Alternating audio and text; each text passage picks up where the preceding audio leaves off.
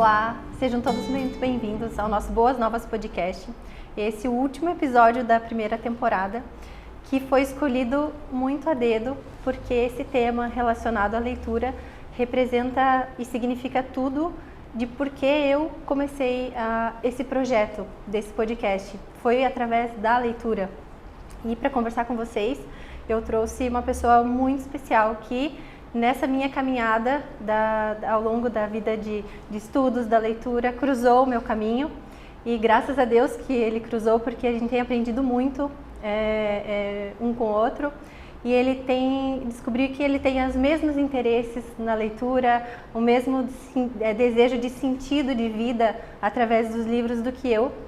Então, para conversar com vocês hoje, trouxe meu amigo, Dr. Cláudio, oftalmologista. Todo mundo, acho que muita gente deve conhecer, nosso médico dos olhos da cidade. E, Dr. Cláudio, seja bem-vindo. Muito obrigado. Obrigado por ter aceitado o meu convite. Obrigado.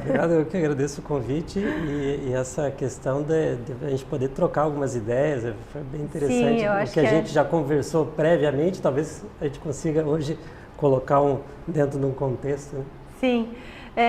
Cláudio, você me indicou, um dos livros que você me indicou para ler foi O Cérebro Leitor e O Cérebro Leitor no Mundo Digital, que são dois livros assim muito interessantes. E uma das coisas que ela fala no livro é que o nosso cérebro não nasceu para ler, não foi formado para leitura. Como assim? Explica um pouquinho. O livro O Cérebro do Mundo Digital, da Marianne Wolf, é uma neurocientista muito interessada na leitura, porque ela trabalha com disléxicos, tem um filho que sofre de dislexia, então ela focou muito nessa questão de como desenvolver leitura e que efeito a leitura tem no cérebro. E ela desenvolveu esse livro justamente quando ela percebeu o quanto a gente estava mudando a nossa forma de entender o mundo através de uma leitura que mudou de mídia, né? Mídia no sentido assim, antes um papel impresso passou agora para o mundo digital. Sim. E o título em inglês é até mais sugestivo ainda, porque ele fala leitor, volte para casa. Né? Ou seja, volte, dê um passo atrás, volte para o livro, né? E tentando entender sobre o ponto cerebral o que é essa mudança que a gente está passando. E como você falou, ela parte de um princípio que é básico, que nosso cérebro ele é mutável, então ele tem essa adaptação, né, ao mundo exterior, e por ser justamente essa flexibilidade do cérebro, isso é fantástico para o ser humano. Sim. Foi a partir daí que ele gerou a leitura, a capacidade de ler. E que o principal do entendimento da leitura é que não existe de fábrica, vamos dizer assim, geneticamente programado uma área para se ler. Que nem a área dos olhos, a área da audição, a área da fala. A área occipital. Não existe a área da leitura. É isso aí. Então, como a área occipital, que é onde a gente trabalha na visão, né, é a área responsável por enxergar, por decodificar a visão. Existe a área da fala, existe a área cognitiva, mas não tem nenhuma área do cérebro feita. Essa área é especificamente feita para leitura. E então, como é que a gente lê? É porque foi ao longo de 6.000 anos, quando começou a escrita, a gente começou a decodificar, e para que fosse possível decodificar símbolos, transformar símbolos em fonemas, e aí a partir disso ter uma ideia lida num texto, foi preciso que essas áreas todas do cérebro criassem conexões. Então essas conexões cerebrais são novas e não tem uma área fixa, ela atinge toda a totalidade do cérebro. Para poder ler, você precisa exercitar todas as áreas do cérebro. Sim. Isso, os dois hemisférios, os 4 lobos, as 5 camadas, desde o telencéfalo, a mielencéfalo, todas as áreas são envolvidas com essas conexões. E uma das coisas, então, é que, ótimo, nós desenvolvemos a leitura. Qual o problema? O problema é justamente que, assim como o cérebro é plástico, então conseguiu fazer isso é perdido também. Se você não exercitar essa capacidade que foi desenvolvida ao longo de 6.000 anos e que agora, nos últimos anos, a gente está mudando a mídia, a gente pode ter uma grande possibilidade de perder a leitura. E você vai dizer, mas a gente lê, né? Nós estamos lendo. É. A gente lê todo dia, a gente nunca leu tanto, na verdade. Se você vai ler lá, você está lendo textos, você está lendo toda a mídia que chega digital na tua casa, você lê o WhatsApp, você responde. Só que essa leitura, ela divide, a Marianne Wolf, todos os neurocientistas que lidam com a leitura, divide entre o que é a leitura superficial, que você decodifica rapidamente um texto, e o que é a leitura profunda, onde essas áreas elas se relacionam de uma forma muito mais efetiva, e para isso você precisa de uma coisa chamada tempo. Tempo para dedicar a essa decodificação. Existe um período de decodificação das áreas, elas precisam se relacionar, a área da visão, com a área do entendimento emocional, com a área cognitiva, com a área da linguagem, todas elas se conversam ao mesmo tempo para fazer uma leitura, e isso precisa ser trabalhado e com tempo. Então, na mídia digital, o modo rápido de leitura que a gente tem hoje, não favorece isso. E a gente está perdendo uma capacidade de leitura profunda, e aí todo o trabalho dela é dedicado a interpretar o que a gente está perdendo, e estamos ganhando, porque o cérebro sempre vai se adaptar. Né? Então, essa plasticidade neuronal, assim, capacidade do cérebro de se adaptar ao mundo externo, é fantástica, só que a gente vai ganhar, então, com um tipo de leitura, com um tipo de mídia, nós ganhamos algumas coisas. Agilidade no raciocínio, multitarefas, entre aspas, porque não existe bem uma multitarefa. Multi-informação, saber um pouco de cada muitas coisa. Muitas informações ao mesmo tempo, seria melhor falar assim. Só que perde a atenção e concentração. Sim. Esses dias eu peguei um livro, por exemplo, de São Tomás de Aquino, eu não consegui ler. Então, o livro dos Sertilanges, A Vida Intelectual, foi muito difícil. Eu levei meses para ler e interpretar, e eu fiquei em cima do livro, né? Então, daí eu fiquei pensando, qual é o problema? Será que o problema é na formação da escola? Será que o cérebro está mudando? E aí está a resposta, justamente. E vou te dizer, não é você, é todo mundo. Eu também senti isso. Isso também foi uma motivação de algumas mudanças na minha vida, na minha forma de ler. Mas a Marianne Wolf mesmo, a autora do livro, que está entendendo esse problema, ela entende, ela começou a entender melhor até quando ela, ao tentar ler um livro, ela sempre foi uma leitora muito ávida pela leitura principalmente de ficção, dos romances clássicos, e ela tinha um livro que ela adorava ler. E ela foi reler esse livro na época que ela estava fazendo muitas pesquisas para escrever um dos trabalhos que ela estava desenvolvendo. E quando ela foi ler esse livro, ela lia as sentenças, mas não conseguia entender. Eu acho que é isso que você está falando, né? Sim, a gente lê sentença, não consegue compreender, interpretar, né? É difícil. Você entende as palavras. Você entende as palavras, você não entende o significado. Mas o sentido, né? O sentido daquilo, talvez porque desde pequenos na escola, não sei, o sistema educacional, alguma coisa assim, não está te educando para você ter uma análise crítica da leitura, pensamento. Até um pouco antes disso. Não dá nem para dizer que é uma fase de análise crítica. É porque realmente o cérebro ele se molda à mídia de leitura. E um comparativo interessante é se você pega o cérebro, e isso a gente consegue por ressonâncias funcionais, que consegue analisar o fluxo sanguíneo no cérebro no momento em que o cérebro está pensando, para saber o que está acontecendo em relação à atividade em cada área.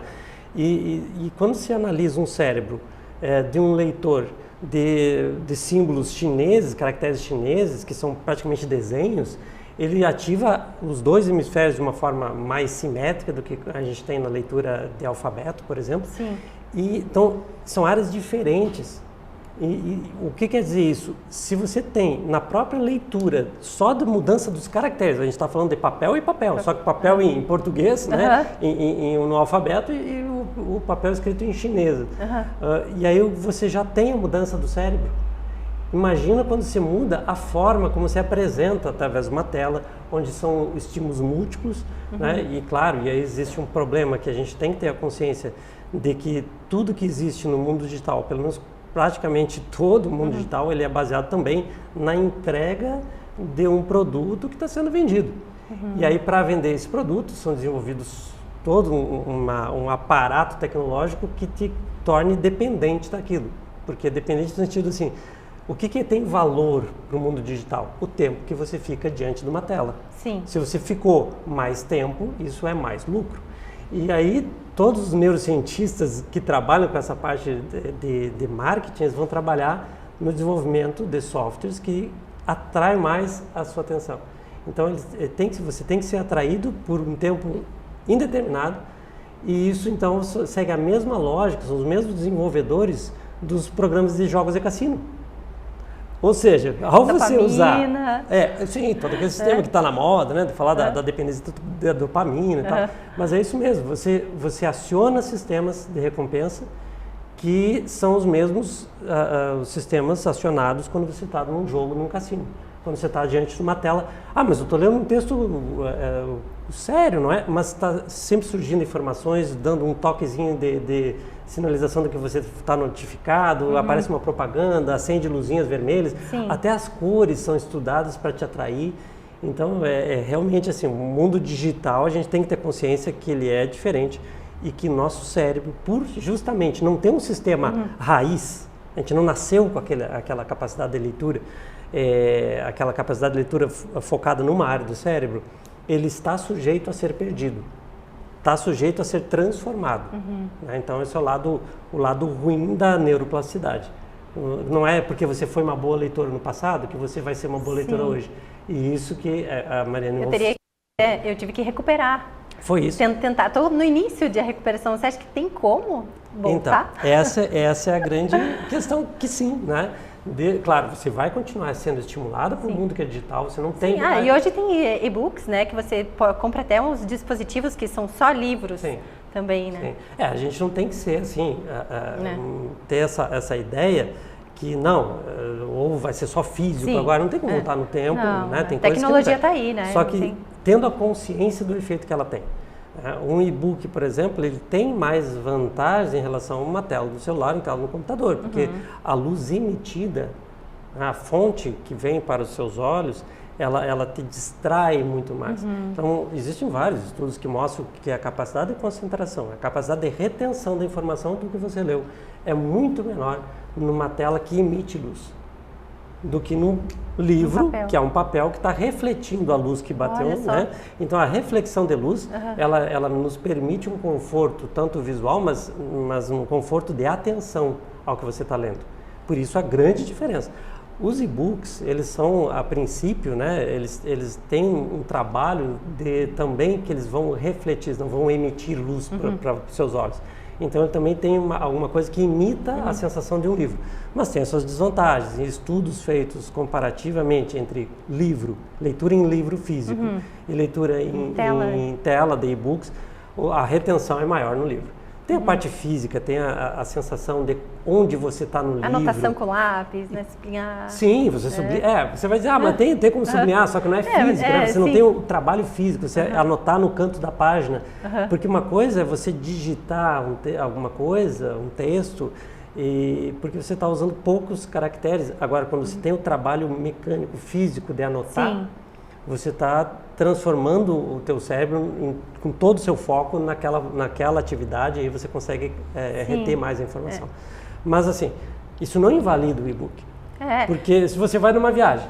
É o que eu ia dizer agora. Assim, para mim, eu tenho meus livros físicos, prefiro comprar físicos, mas assim, você está lá, como você disse, numa viagem, ou mesmo em casa, ou até esperando em algum lugar, você puxa o celular, você quer procrastinar, você quer entrar, mas tá lá no aplicativo, o teu e-book, não, vou abrir o e-book, então nessas horas eu puxo o e-book, né? Esse é o sentido, inclusive da autora, né, quando ela fala, olha, nós não estamos aqui num embate entre o mundo físico, da leitura do livro e o digital. Não tem como, a gente está inserido nesse mundo digital, tudo bem. Mas ter consciência disso, inclusive para os educadores, para os pedagogos, né, que vão lidar com a geração que está sendo formada. E aí agora, outro ponto, nós estamos falando, a autora do livro, que já fomos alfabetizados no mundo de leitura física, e agora a gente tem que lembrar das crianças que estão surgindo nesse mundo digital. Onde a leitura, aquela história do nativo digital, como se o nativo digital fosse um ser maravilhoso, que consegue fazer nada. O cérebro dele está sendo realmente transformado. O problema é que, se não for desenvolvida essa conexão entre as áreas. Ela divide em 5 áreas básicas para conseguir ler. Né? Se não for feito esse trabalho, essa musculação prévia, vamos fazer uma analogia, é como se esses músculos nunca tivessem trabalhado, eles não vão saber fazer uma leitura atenta, uma leitura profunda. E aí você vai perder muita coisa. Tá? Então, por que a leitura profunda é tão importante assim? O que existe na leitura, e principalmente uma leitura profunda, é a capacidade de você entrar no mundo interior. Porque quando você começa a ler com atenção e as palavras, depois de você conseguir decodificar com rapidez as palavras, você já não está mais preocupado com o ato mecânico. E esse é o problema, de que você faz tempo que você não lê, você fica ali preocupado com a decodificação das palavras e tal, e perde o contexto. Agora, quando você está com uma leitura afiada, rápida, essa decodificação, essa fase primeira da leitura está muito fortalecida, você consegue dar tempo, espaço para fazer uma análise emocional, cognitiva do que está lendo. E aí você cria um mundo interior. Você começa a viver uma vida dentro de um espaço só teu. A leitura profunda permite você criar mundos, né? E isso é para o cérebro fantástico para criar inteligência, para desenvolver capacidade de interação com a realidade. Então isso não tem jeito. A leitura realmente do mundo físico que te permite essa concentração, ela tem uma eficácia em relação à interpretação daquilo que está sendo lido e você trazer para a tua vida, porque você criou um mundo que agora é teu. O personagem que você está lendo na história, ele deixou de ser um personagem do livro, ele passou a fazer parte de você. Então isso não tem como comparar com uma leitura rápida naquele texto digital. E como é que foi com você? Assim, você sempre leu desde pequeno ou não lia e daí teve que reaprender, reensinar o cérebro? Como é que foi assim para você? Eu tive a possibilidade, né, vamos dizer assim, uma sorte de nascer num ambiente onde a leitura fazia parte da vida. Então, na figura do meu pai, eu tinha sempre a imagem dele num fim de semana, ele gostava de ler deitado. Então a imagem dele num domingo, lendo desde o jornal que ele comprava no domingo e depois os livros que ele ia lendo e também anotava nos cantos com uma letra bem pequenininha. Mas principalmente de ver o prazer de ler, então isso eu lembro como uma coisa bem significativa para mim. E a minha mãe também, os dois eram professores da universidade em Santa Maria. Então, ela também com essas questões do próprio trabalho, leitura de trabalho, mas já não tão leitora quanto o pai, mas leitora também. Só que a mãe tinha uma característica de ser a contadora de histórias. Ela conseguia trazer para o nosso mundo infantil, não a contadora de historinhas infantis, mas contadora de histórias da vida. Contava sobre a infância e a gente viajava um pouco nisso. E uma das histórias que me marcou na história, na questão da leitura, é que ela contava que o nosso avô, ele tinha, não eram pessoas que tinham condições muito boas financeiras, tinha uma terrinha onde criava alguns gado só para subsistência, né? Não era uma família com muitas posses. No interior lá de São Gabriel, de Santa Margarida, Santa Margarida era um distrito, então eles viviam naquela vida e o pai dela, né, o pai da minha mãe, sempre teve essa ideia de que não, eu tenho que dar educação para meus filhos, eu tenho que dar cultura. E cultura no entendimento local era assim, uma enciclopédia. Então o sonho dele era ter uma enciclopédia para que os filhos pudessem, com aquela enciclopédia, se formarem leitores e conhecedores do mundo. E ele, só que eram muito caras essas enciclopédias, nós estamos falando dos anos 40, 50. Sim. E ele conseguiu trocar, depois de ter alguns bens, trocou 10 vacas de cria ao pé. Cria ao pé quer dizer que a vaca é leiteira, né? Então 10 vacas de cria ao pé com um fazendeiro local que tinha uma enciclopédia. 10 vacas por uma enciclopédia. Uma enciclopédia. Para imaginar o preço da vaca, não estava muito valorizado, enquanto com o cara era uma enciclopédia na época. E essa enciclopédia, ela existe, hoje eu tenho aqui em Mafra essa enciclopédia, né? Tá aqui? Tá, ela tem um móvel também, que junto com a enciclopédia tem um móvel, né? E que permite a leitura, como se fosse um púlpito de leitura. Assim. E você lia em pé, né? A enciclopédia você abria para pesquisar.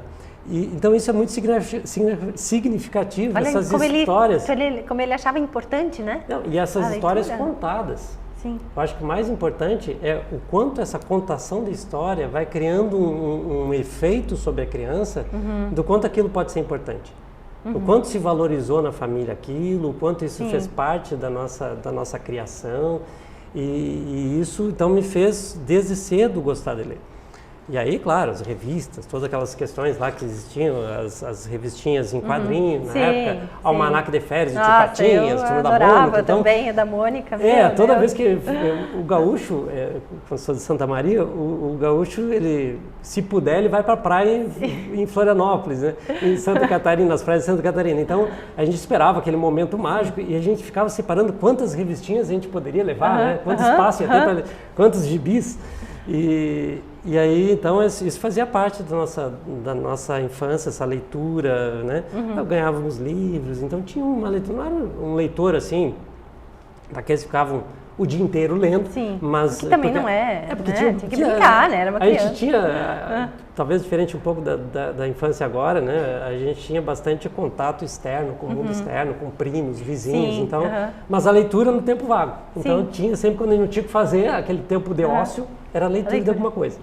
E aí surgiram os livros depois da infância, que tem aqueles, na época, existia uma série Vagalume. Coleção Vagalume. Coleção Vagalume. Coleção então, vários, né? Eu adorava. Eu adorava também. E depois foi para as revistas, super interessante, eu colecionava, super interessante, tinha desde o primeiro. Então você sempre veio do Sim, e aí sempre, da adolescência, tudo para mim sempre fez parte. Depois, claro, a ideia foi migrando dessa leitura disseminada por assuntos para uma leitura focada na história da medicina, né? Então, acabei deixando esse mundo mais lúdico da leitura, e passei a focar na leitura profissional. Porque aí tem que estudar, e é natural, aí você começa a ter aquele prazer de ler também as partes técnicas, de conhecer coisas que você está trabalhando.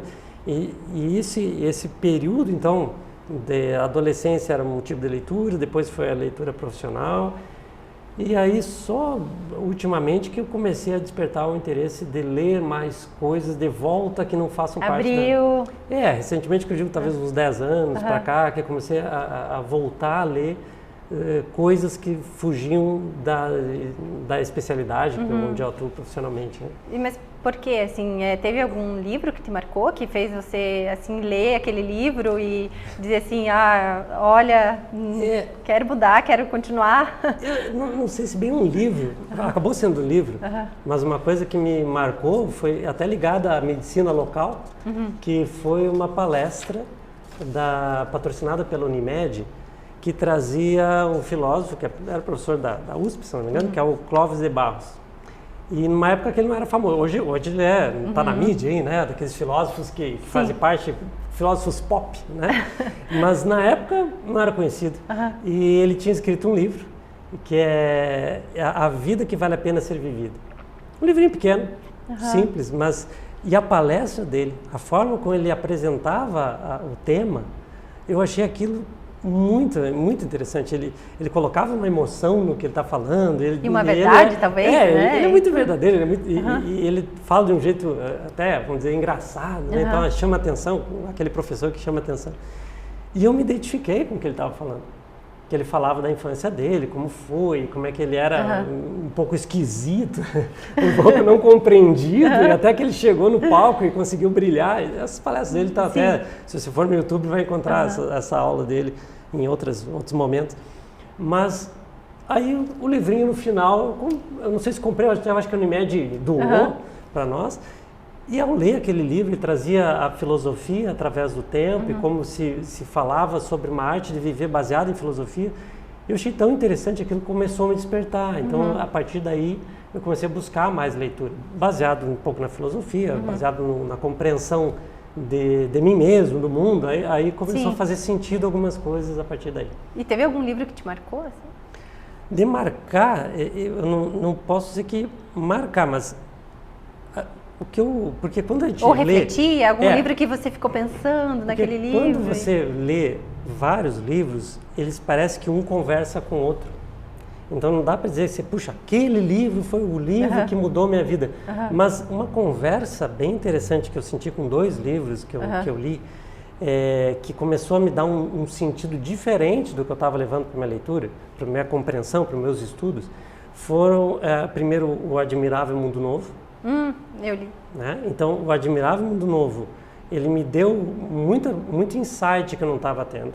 E aí ele casou com a leitura do livro é um psiquiatra, que é o Viktor Frankl, Em Busca do Sentido. Em Busca de Sentido. Bom.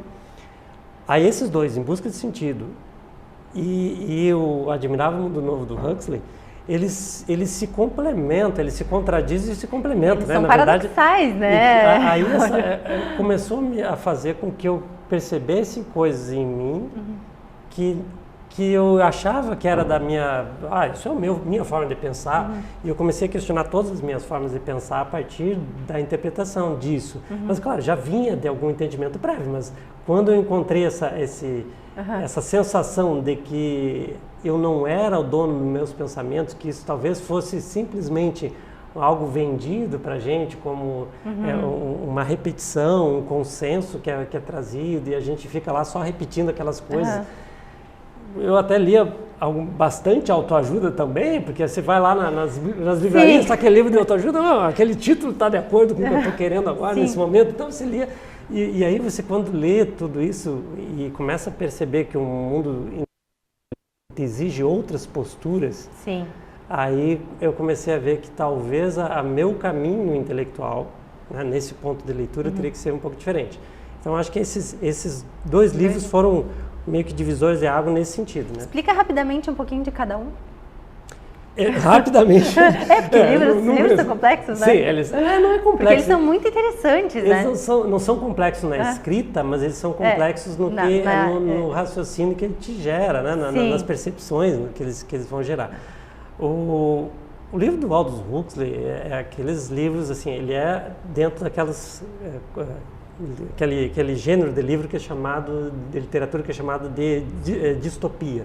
Né? Tem a utopia, que é um mundo... mas distopia é um mundo que, assim, não deu certo. Um mundo que parece que deu certo, mas não... Então, e aí, por esse assemelhado com 1984, que é bem conhecido, que é o Grande Irmão, né? O Big Brother, mas esse do Huxley é até anterior. E ele inicia um raciocínio, um entendimento do que a gente está fazendo em relação à nossa sociedade, que está migrando de uma sociedade baseada no entendimento de que tuas atitudes, a forma de pensar, teria que ser baseada na beleza, teria que ser baseada num bem e tentar definir o que é o bem, e baseado numa verdade, para começar a ser baseado em felicidade e conforto.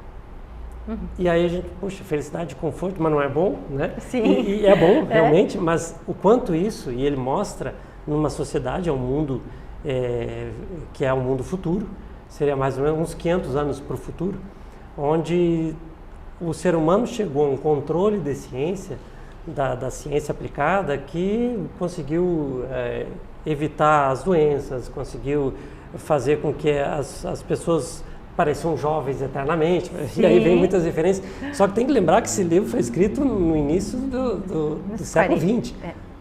Foi em 1932 foi lançado o livro.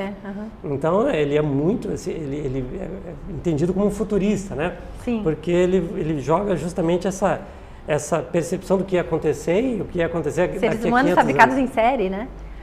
Então, o ser humano no Admirável Mundo Novo, ele não nasce de pai e mãe, né? Ele tem lá as provetas, ele é gerado conforme a necessidade, inclusive, né? Nós estamos necessitando de tal função na sociedade, então ele vai lá e gera. Só que quando a gente fala assim, e quando eu via falar desse livro, eu até ficava, puxa, mas parece ser aqueles livros meio chatos, de ficção científica, não é muito minha vibe, eu não gosto muito disso. Mas quando eu li, assim, ele é um livro divertido. Ele narra como se a gente tivesse, como se ele estivesse explicando lá naquele mundo, como se a gente tivesse chegado no futuro e dizer, olha, aqui é assim que funciona. E aí você começa a entender o quanto ele está sendo irônico nas colocações que ele faz. É muito divertido, a leitura é muito fácil. E essa percepção, então, desse mundo que é criado, ele cria castas, né? E essas castas, eles é de acordo com as funções necessárias para o mundo. Sim. Aí você tem os alfas, que são... aí para os alfas, inclusive, eles dão um pouco de leitura, né? Direcionada. Sim, mas bem direcionado no que eles querem. E aí tem os betas, os deltas, os ys.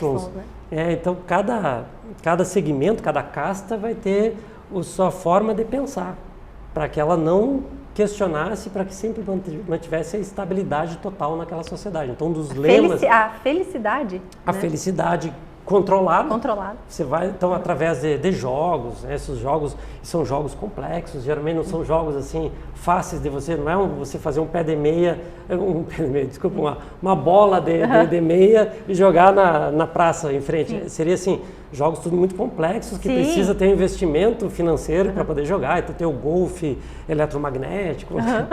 E a sociedade só faz isso, é diversão, né? Prazer, está sempre preocupada com as sensações, né? Então, os filmes, eles não têm conteúdo algum, e aí não tem profundidade, né? Sem profundidade nenhuma, não é para pensar, é simplesmente para sentir, inclusive, Sim. e ele anteviu essas questões da sensibilidade. Existem hoje filmes que você assiste que a cadeira mexe e tudo, então lá já imaginava isso, que são perfumes que são jogados na sala de cinema, e quando o mocinho beija a atriz, eles sentia né? o tato no lábio, então você tinha toda uma sensibilidade, ou seja, o mundo do sensível, o mundo do eu quero sentir as emoções, e é só isso, nada de reflexão, nada de beleza por trás de algo complexo que eu tenho que interpretar, que eu tenho que evoluir para entender.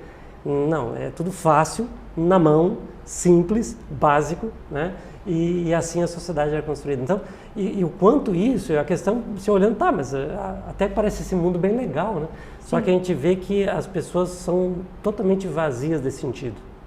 E aí que a coisa começa a ser trazida como, não só como uma tendência, mas isso vai ser bom para o ser humano, de que forma vai ser bom. Ele contrapõe isso com o selvagem, que é criado um ambiente indígena e que cai nesse mundo, então ele faz esse contraponto. Aí o outro livro que a gente estava falando, então, em busca de sentido, é justamente isso, essa falta de sentido desse mundo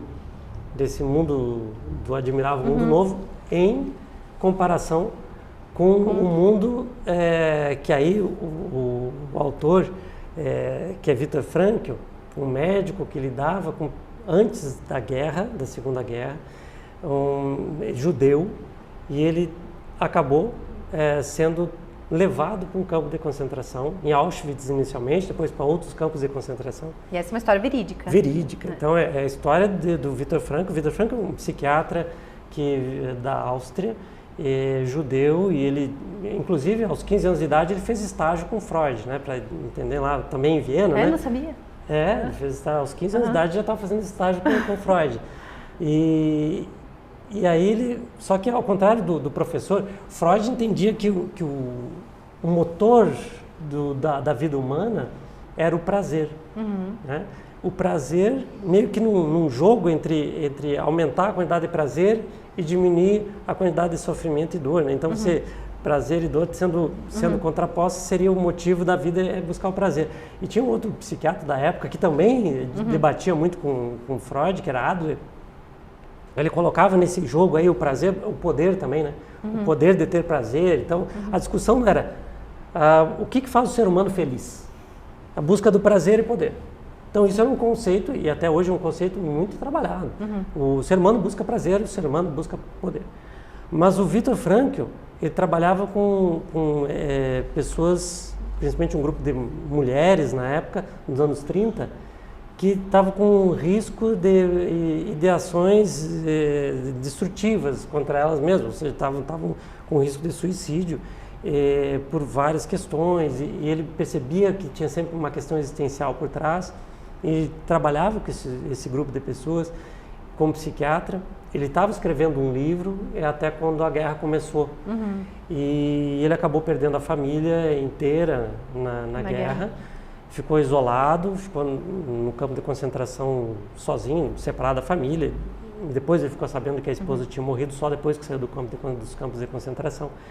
E dentro desses campos de concentração, ele começou a elaborar melhor ainda as ideias sobre o que faz o ser humano ser feliz na base e sobreviver a situações como o próprio campo de extermínio. E ele percebia isso, né, que existiam pessoas que não conseguiam aguentar aquela carga e se jogavam aos fios elétricos, né? Existe em Auschwitz, quando você visita Auschwitz, você vê aquelas cercas, né? Clássico, você vê em filmes exatamente aquilo. Então, quando o prisioneiro começava a fumar os cigarros, porque cigarro era uma moeda de troca importantíssima, e se um dia ele fumasse 2 ou 3 cigarros na sequência, é porque ele tinha desistido, ele já não queria mais seus bens e tinha desistido da vida. E ele queria entender por que alguns, diante daquela situação horrível de vida, eles desistiam da vida e porque outros afirmavam a vida. E o que faria ele sobreviver àquilo? E então ele conseguiu montar as teorias dele em cima disso. E no final, saindo do campo de concentração, já no final da guerra, ele, em poucos dias, um pouco mais de uma semana, ele escreveu o livro Em Busca de Sentido. E ele escreveu toda essa experiência e ele revolucionou uma forma de entender o ser humano. Que o ser humano é um ser que busca sentido. E o prazer, ele é uma consequência do sentido. E o poder é um meio para obter esse sentido, porque você vai conhecer coisas através do poder que vão te abrir possibilidades de sentidos vários na tua vida e aquele sentido único que vai te mover. E às vezes esse sentido é uma pessoa, família, isso, né? Cada ser vai encontrar, cada ser humano vai encontrar aquele sentido. Então hoje está muito na moda encontrar o Ikigai, né? Aquela coisa de você buscar o propósito. Então tem muita gente enlouquecida atrás do propósito e acaba virando até uma coisa meio exagerada, porque não tem um caminho meio bem traçado para como encontrar sentido. Aí a pessoa começa a tentar encontrar sentidos em coisas que não geram essa resposta que existia para o Frankl, né? Então, porque o Frankl, dos pontos que ele trabalha, a ideia é o da vocação. Né? Uma vocação não só profissional, no sentido vocare, do chamado, né? Você é chamado a alguma coisa na tua vida e esse chamado é único. Ele não é igual para cada pessoa, você tem algo que só você pode fazer do teu jeitinho.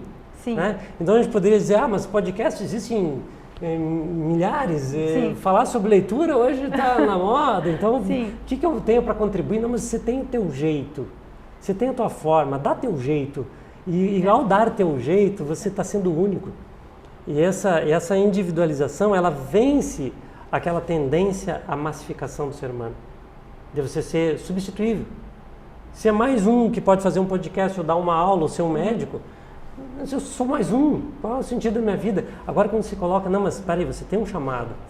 Esse chamado você vai ter que achar como fazer dele algo para a tua vida, né? E pode ser profissional, pode ser, que bom que você tenha resultados econômicos em cima, se você puder ter, mas ele tem que ser real, o teu desejo de realizar algo. E quando você realiza esse chamado, esse sentido, você consegue colocar em prática, aquilo te dá sensação de pertencer, né? de você fazer parte e ser único.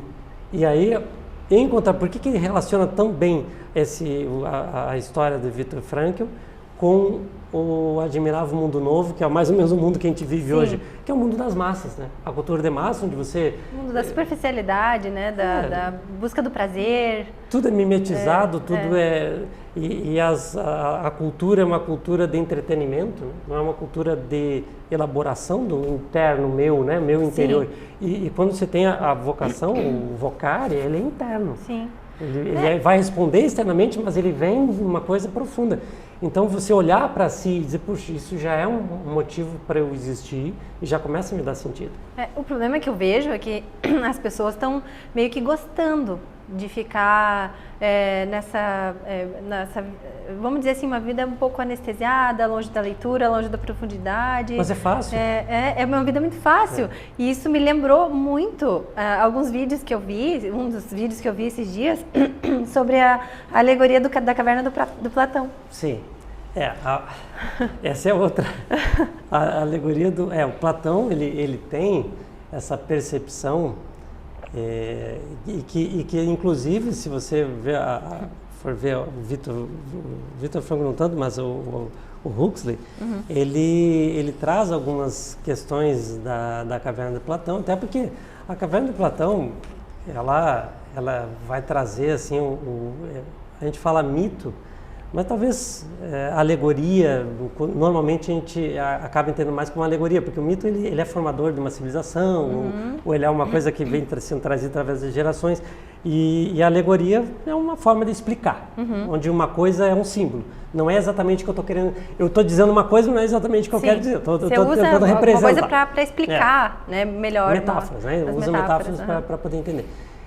E essa questão da caverna de Platão, ela traz a história, então, porque a história da caverna de Platão está dentro do livro A República, que faz parte dos diálogos, e os diálogos de Platão, eles são referentes a Sócrates, né, que ele estava lá dialogando com os discípulos, e ele fala, então, de uma caverna, ele está falando de educação, de justiça, e ele tenta esse simbolismo, uma caverna que está num subterrâneo, então você tem que descer uma entrada dessa caverna até chegar ao fundo dessa caverna, e no fundo dessa caverna você tem pessoas que estão lá desde que nasceram, amarradas, os pés e a cabeça, de frente para uma parede, para a parede do fundo dessa caverna.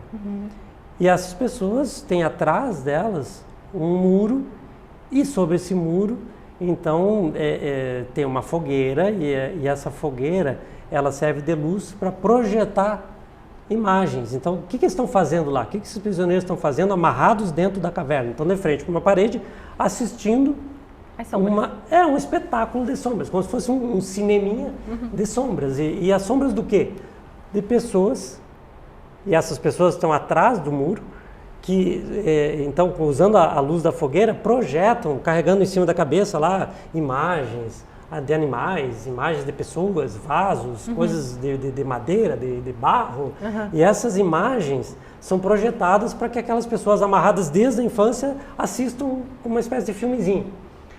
Só que essas pessoas não sabem que elas têm outro mundo, porque elas não podem virar a cabeça. Então, a única coisa que elas sabem... Algumas amarras, assim?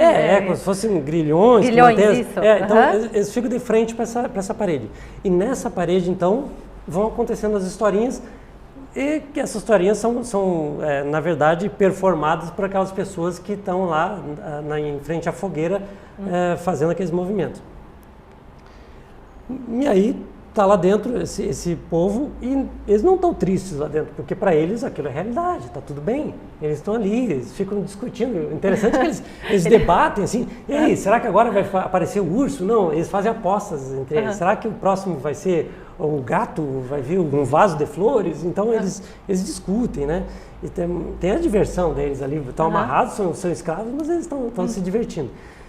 E aí até que um momento um se solta, pode ser solto por um motivo externo, né? Mas ele eventualmente é solto daquelas amarras, e naquele momento ele se sente fraco, porque ele não consegue mal levantar. E aí, pela curiosidade humana, ele começa a tentar descobrir o que tem dentro daquela caverna. Ele vê que tem um muro, ele vai para trás do muro e vê que tem aquelas pessoas lá com aquelas... tudo que ele estava vendo era são os performadores do teatro, das marionetes ali. O que é isso, né? Ele fica com uma dúvida, aquela incompreensão do que está acontecendo, mas ele vai, né, entendendo, vê que eles falam entre eles, porque quando os donos ou as pessoas que estão performando ali, as marionetes, né, da caverna falam, aquilo ecoa, então eles imaginavam que as vozes das sombras vinham das próprias sombras, mas ele vê que não, mas quem fala não são as sombras, mas que é isso? fica impressionado com aquela situação e resolve sair, porque vê que tem uma saída. Essa saída é íngreme, ele tem dificuldade para escalar, ele tem, e até que lá fora ele se depara com um mundo iluminado por um sol. Mas imagina uma pessoa que desde que nasceu está preso nessa caverna, ao enxergar o sol... Não consegue enxergar. Não consegue nem abrir os olhos, né? Uma luz intensa. E aí é legal a gente fazer uma interpretação do que o Platão queria dizer com isso, é que, na verdade, o mundo interno na caverna e as sombras e as próprias marionetes, elas são um mundo físico, material, mas que esse mundo é perceptível pela sensibilidade, né? Pelo tato, pela visão, então a audição do que falavam. Então esse é um mundo sensível, né? Ele consegue ser sentido, mas ele não é realmente... Não é verdadeiro, não é real, né? Não é tão real, né? Não é tão real quanto o mundo lá fora. Sim. Que lá fora, o mundo percebido, ele não pode ser percebido pela sensibilidade, ele tem que ser percebido pelas ideias, pela inteligência. E então ele chama do mundo das ideias, o mundo que está lá fora. E aí esse contraponto, quando essa pessoa que estava lá, entendendo que aquilo que ele enxergava era verdadeiro e enxerga agora um mundo iluminado pelo sol, não é o sol real que ele está falando, é um sol que agora ele é das ideias, ou seja, ele já está falando que é um mundo do conhecimento difícil de entender para quem estava entendendo que uma verdade era outra. Sim. E aí ele percebe esse mundo lá fora, as coisas, ele não consegue nem olhar para o sol, mas ele consegue olhar para as sombras, porque ele estava acostumado a ver sombras. Sim. Então primeiro ele olha as sombras e tenta identificar. Mas ele vai progressivamente elaborando a sua compreensão do mundo iluminado pela luz do sol.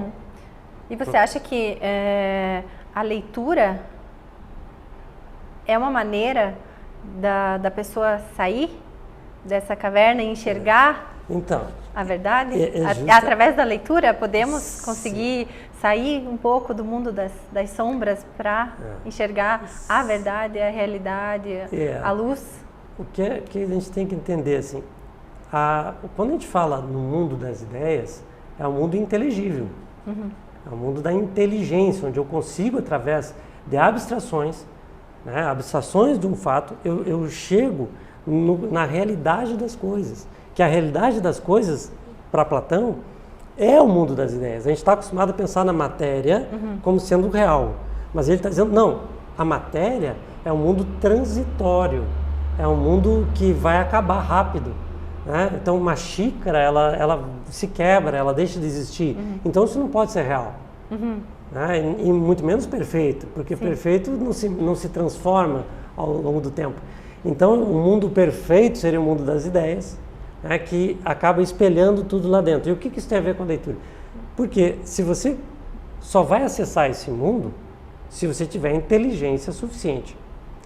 E aí vamos pensar o que seria inteligência. Né? Um dos conceitos de inteligência, e eu acho que é um conceito muito interessante de a gente pensar, ela é a capacidade humana de apreender a verdade. Entender, elegere, né? Eleger entre as possibilidades de compreensão aquela verdadeira. Então, nesse ponto, inteligência não é pensamento. Isso confunde um pouco. Pensar é um meio para chegar a um sistema que consegue dizer o que é válido, o que não é válido, o que é verdadeiro, o que é falso. Então, pensar é um meio. A inteligência é como se fosse um órgão capaz de dizer, olha, quando eu acerto no que é verdadeiro, eu estou sendo inteligente. Se eu acho que uma aparência é verdade, eu estou só pensando. É uma opinião, mas isso não é verdadeiro.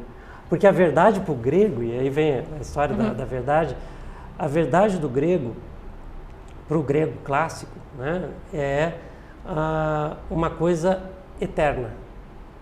Tudo que fica, tudo que transcende, que não é da matéria apenas, o que vai realmente permanecer, é uma verdade eterna.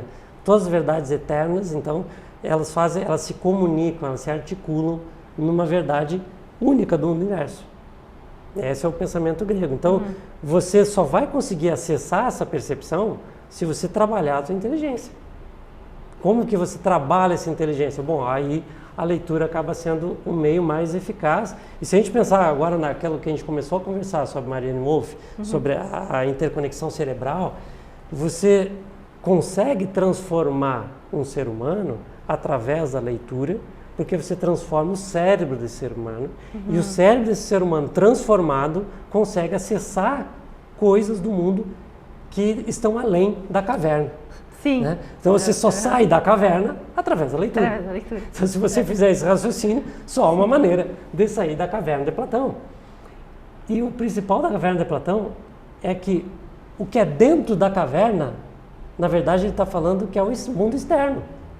E o fora da caverna é o mundo interno. É o mundo interior, do pensamento, é o mundo do raciocínio, da alma, onde da você leitura. consegue, onde você consegue acessar coisas do pensamento que você não estava conseguindo.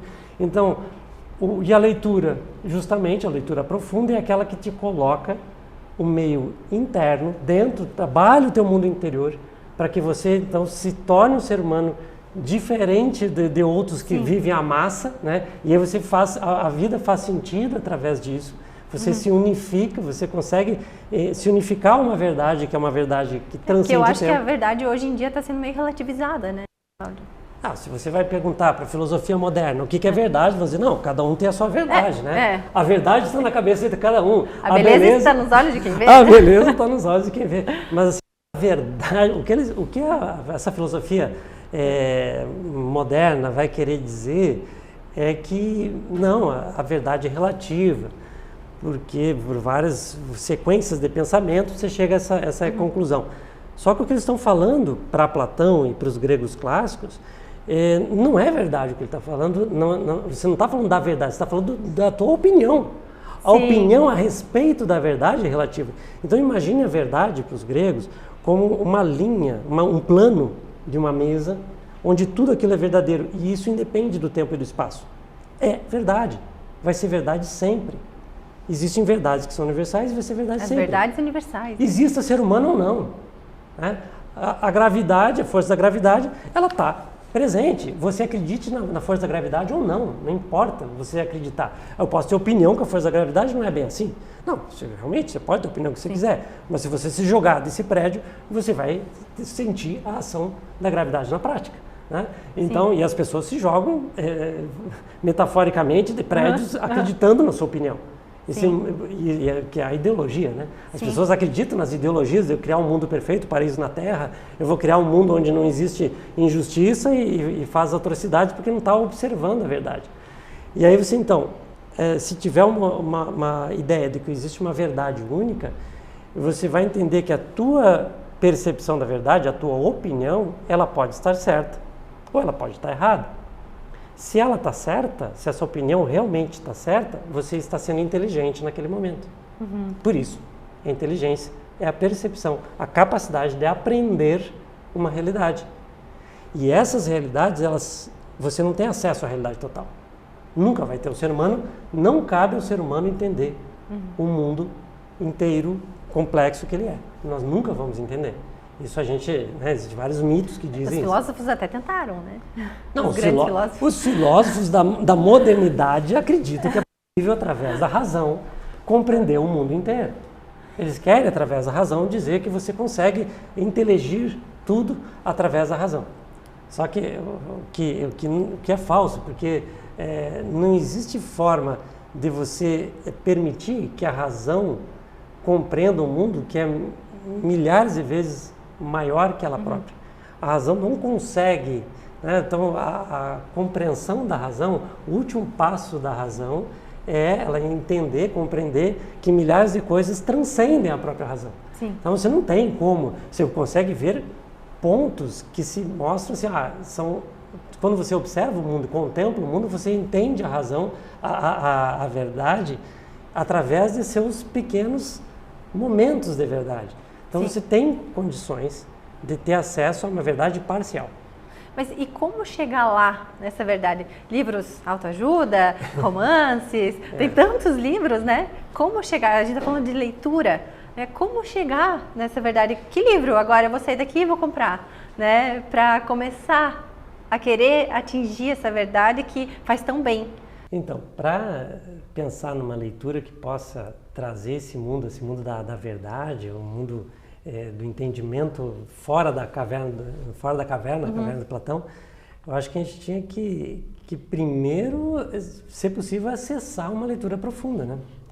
Porque se eu preciso do mundo interior para poder lidar com emoções e entender a mim mesmo e começar a entender a verdade, eu preciso primeiro conseguir no mundo digital, como a gente estava falando no início, onde tudo está tão difícil, a concentração, parece que a gente nunca tem tempo para poder dedicar esse espaço aí para a compreensão do mundo. Então, eu acho que assim, primeiro seria aquele livro que te traz mais facilidade de leitura, pode ser a porta de entrada, pode ser o Agatha Christie, que seja, não, uma No meu caso foi a Biblioteca da Meia-Noite. Nunca li.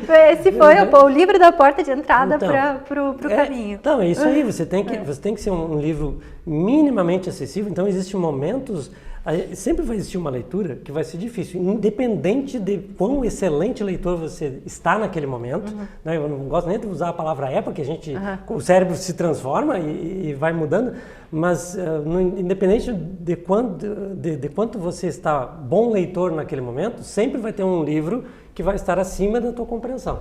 E ter um pouquinho acima da compreensão é legal. É interessante, porque aí te estimula, o cérebro vai buscar e vai crescer através disso. É o próximo degrau da escada, né? Então isso é legal. Agora, uma coisa que as pessoas têm preconceito, e até numa conversa com a minha irmã, mora em Florianópolis, ela veio numa visita aqui para Mafra, e uma pergunta que ela fez assim, mas você acha importante que as pessoas, ou que eu leia romance ou ficção, né, literatura de ficção? Porque eu acho assim, uma coisa que não é real, eu acho tão bobo. E eu comecei a pensar, puxa, mas claro, eu também às vezes já pensei Depende, isso. Né? Hoje, depende, claro, da qualidade que você vai ler, mas existe coisas na ficção, e tem um autor, ele é um crítico literário, Northrop Frye, que ele, nos anos 60, escreveu um livro que é A Imaginação Educada. E ele mostra, sob o ponto de vista de um crítico literário, qual é a importância da leitura de uma leitura de romance, ou seja, de poesia, aquela leitura que é quase que o brasileiro, então, considera isso, né? O brasileiro vai tudo para autoajuda, livro técnico, então deixa de lado toda aquela imaginação de uma história fictícia. E muita gente tem preconceito mesmo, diz, olha, eu gosto de ler, mas eu não gosto de ler uma coisa que não seja verdadeira. Eu vou ler biografia, eu vou ler história real que aconteceu na Segunda Guerra, mas ficção não. Mas é justamente através da ficção que você consegue acessar esse mundo interior. Porque você consegue, através disso, fazer um caminho quase arqueológico do entendimento humano. Como assim? A ficção ela vai trabalhar pela mesma análise que é a dos mitos. Então, os mitos gregos, né, quando você fala Cronos devorou os seus filhos. Meu Deus, se você for ler isso literalmente, que horror, né? Um Deus comendo seus filhos, que feio. Não vamos ensinar isso para as crianças. Mas assim, não tem nada a ver com o símbolo, não tem nada a ver com a realidade. Ele está querendo dizer que nós todos seremos mortos pelo tempo, ninguém vai viver eternamente, então nós filhos de Deus Cronos, seremos devorados pelo próprio tempo, o tempo do relógio, aquele tempo que não tem jeito. E aí essa origem mítica que tenta explicar o ser humano, a identidade do ser humano na sua essência, o que nós somos, como nós reagimos, isso é eterno.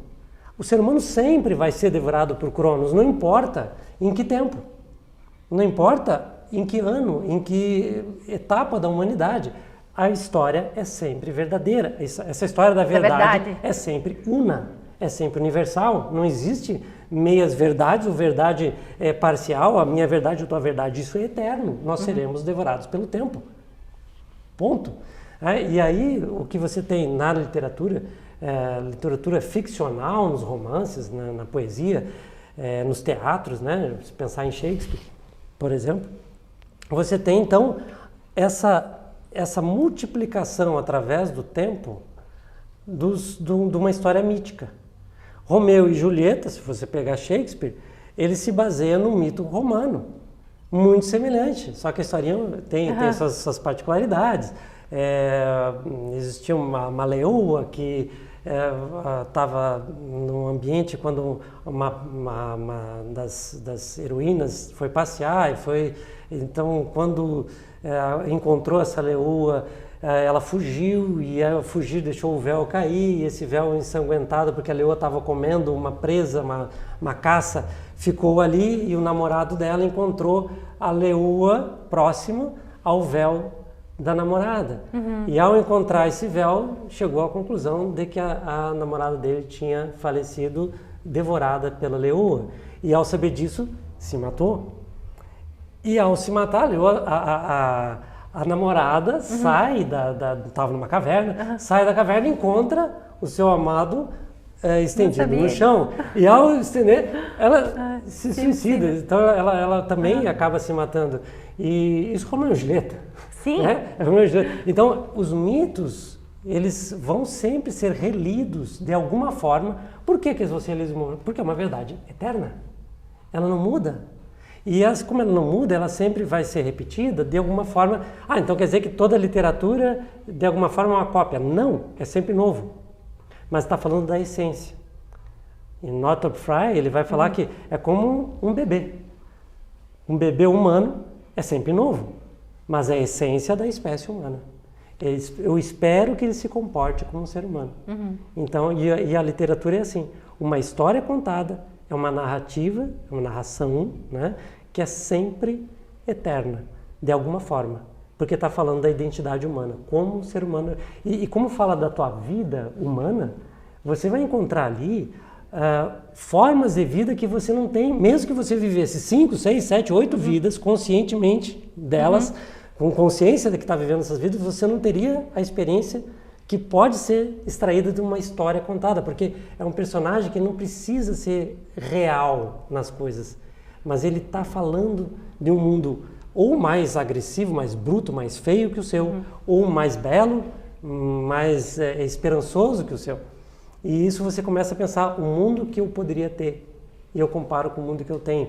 Isso vai criando uma capacidade de desenvolver esse seu eu interior muito maior do que uma leitura de uma autoajuda, muito maior do que uma leitura, inclusive, de uma biografia. Eu estava vendo uma história outro dia de um grande empresário e ele disse que o que mais contribuiu para ele ter sucesso na vida não foram as leituras dos livros de finanças, Warren Buffett, não, foi o estudo da teologia. Sim. Ele era teólogo. Estava atrás de uma verdade universal. Ele disse que na teologia ele tinha tudo o que ele precisava para lidar com todos os problemas do dia a dia, da empresa, enfim, das pessoas, porque, né, você acaba que você aprende a lidar com várias coisas, com várias áreas. Né? Então, não tem um exemplo do general Lax, de Platão? Sim. Que o general Lax, ele era um general muito poderoso, mas ele não tinha base. Era isso, né? Estava discutindo se aquele tipo de luta era uma luta que era possível ser aplicada ou não. Só que ele não tinha argumentos. Né? Ele não tinha argumentos. Então, eu acredito que a leitura, ela te traga, além do conhecimento universal, argumentos para você lidar com os intempéries, com os problemas do dia a dia, né? Indo para a parte mais prática, assim, da leitura. Vamos dizer assim, vamos começar uma pergunta pessoal, assim, para você.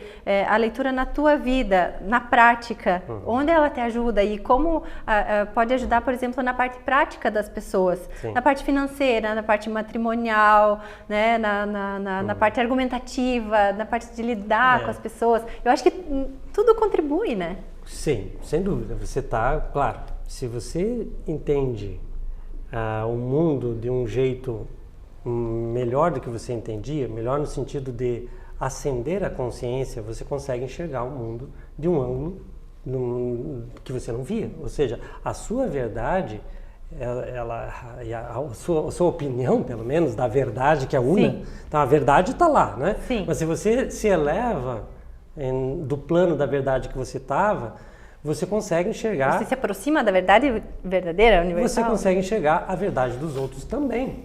Porque quando você está num nível, se eu tenho uma mesa que é o plano que representa a verdade eterna, né? E eu estou muito baixo nesse nível de percepção, eu só vou conseguir ver o que eu vejo, né? Como aquilo ali é minha opinião, é o que vale e pronto. Quando você consegue perceber pontos que você não tinha antes acessado sobre a vida, sobre a verdade do mundo, sobre a realidade, você começa então a enxergar de um ângulo que inclui o seu ângulo de visão e inclui as opiniões e verdades dos outros, ou seja, o que o outro viu da Você verdade. se torna menos manipulável, vamos dizer assim. Então, isso vale para tudo. Agora, um ponto que você perguntou, mas qual é a utilidade? É que isso é bem a nossa forma moderna de ver o mundo, né? Então, o conhecimento, a gente vê o conhecimento como um meio. E isso, claro, tem o seu efeito. Eu preciso passar num concurso, preciso passar no vestibular, preciso passar no colégio, né? Uma criança que está estudando, um adolescente que está estudando. Então, você tem o conhecimento como um meio para conseguir o canudo da formatura. E se é um meio para chegar lá, ok, mas se é um meio, se eu pudesse arrancar esse meio do caminho, seria melhor. Né? Se você for pensar que estudo é um meio, então é melhor que eu não tivesse, porque daí eu já vou direto para o meu objetivo. E assim a vida fica com aquele tempo de cronos, você está sendo devorado pelo tempo. Você está sempre pensando, mas qual o teu objetivo? Não, meu objetivo é me formar. Tá, mas e depois que se formar? Aquela história nunca termina. Sim. E você está simplesmente vivendo a vida, correndo atrás de um relógio, atrás de uma coisa, parece o coelho da Alice, né? E é tarde, é tarde, é tarde. E você está sempre correndo atrás de uma coisa que nunca chega. Então, querer colocar como objetivos da leitura, como um estímulo, né? Eu acho que pode ser até perigoso. Eu acho que o principal objetivo é você desenvolver o teu mundo interior. É você perceber um mundo diferente. E aí tudo vai como consequência. Você tem como consequência todas as transformações que a vida pode te dar, se você conseguir essa clareza. Mas o problema da vida intelectual, né, é você não confundir com uma vida erudita. E aí que é o grande ponto. Né? O que é a vida erudita? Aquele conhecimento de casca. Aquela superficialidade para que eu possa ter prestígio social. Verniz. Eu vou lá no jantar, eu vou começar a falar coisas cultas, citar, né? Sonetos decorados e tal. Isso é um verniz que... E é isso que as pessoas acabam tendo uma certa fobia dessa intelectualidade. E o que eu gostaria que as pessoas entendessem realmente a intelectualidade como essa percepção de que é você desenvolver um mundo interior que seja capaz de enxergar a verdade do mundo lá fora, nem que seja uma partezinha dela, e aí construir uma sequência que tenha lógica. E essa sequência, ela eterniza. Porque se é uma verdade eterna, e se você está fazendo parte dela, você consegue eternizar a tua vida. E isso que o Viktor Frankl falava também, que você tem que eternizar a vida. E uma forma de eternizar a vida é ter essa contação da história. Tudo que você fez não ficou no passado, é uma história que você conta. E essa história que você deixa no mundo.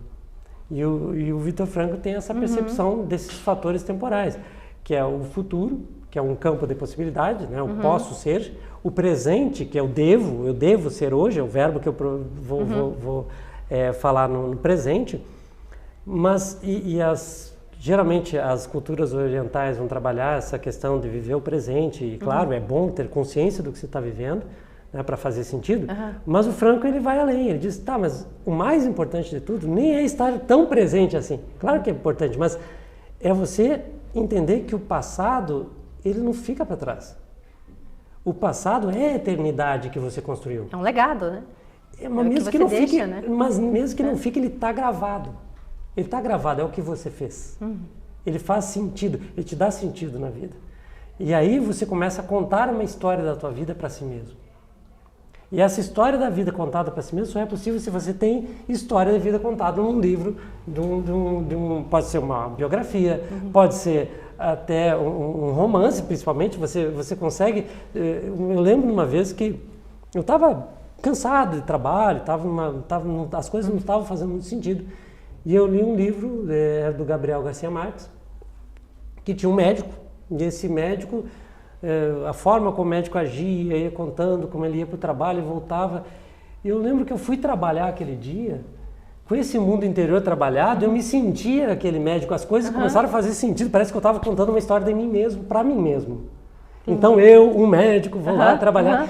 Aquilo fez um sentido naquele momento e aquilo começa a você contar uma história de si mesmo.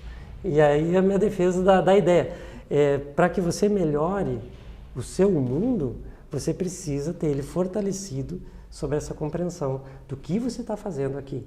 E para fazer sentido, você tem que saber contar a tua história.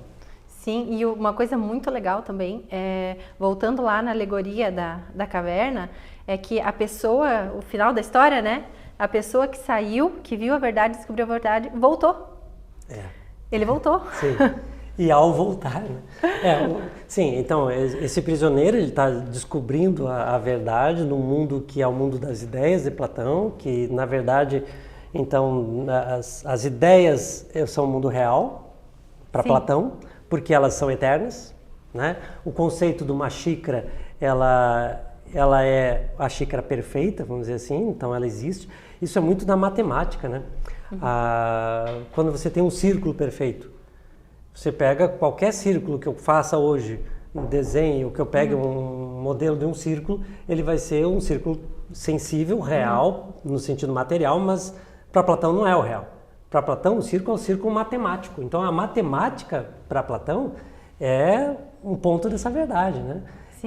São as abstrações. Você abstrai um círculo e o que é a fórmula que gera um círculo? Então, você tem lá. Essa é o mundo das ideias de Platão, que é eterna.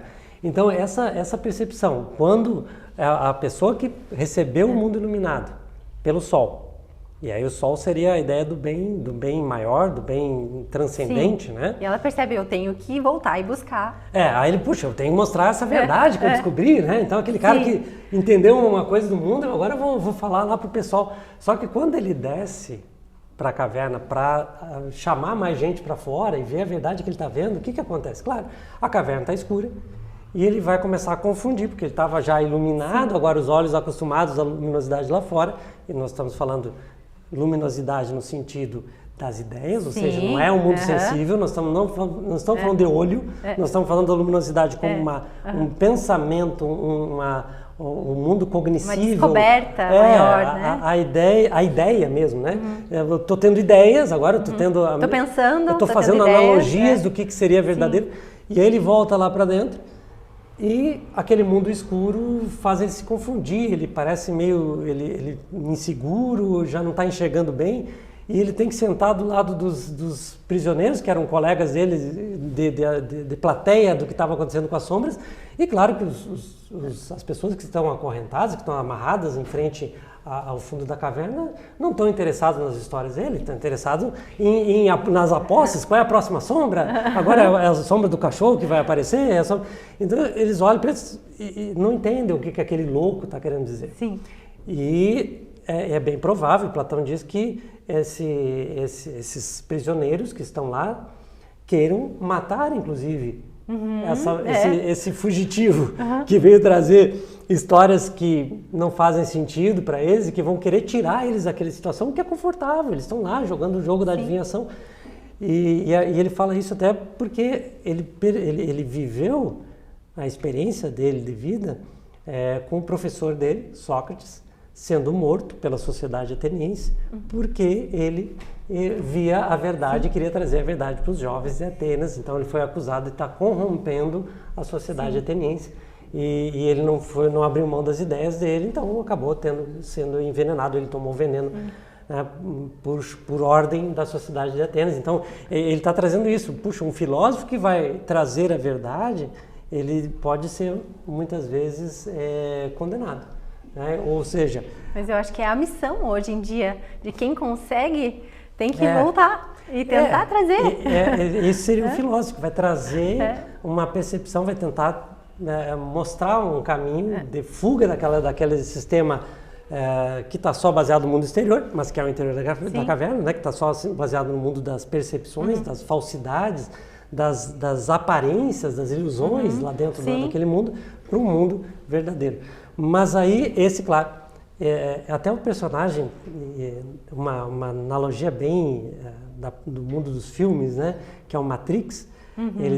Matrix é uma interpretação justamente da caverna de Platão, né? Uma reinterpretação. E tem um personagem nesse filme Matrix que ele também ele está no mundo já das ideias, só que ele quer voltar. E ele quer voltar porque ele sabe que aquele mundo da Matrix é um mundo falso. Ele sabe que o que ele come lá não é comida realmente, né? Mas ele quer voltar. E então ele luta contra.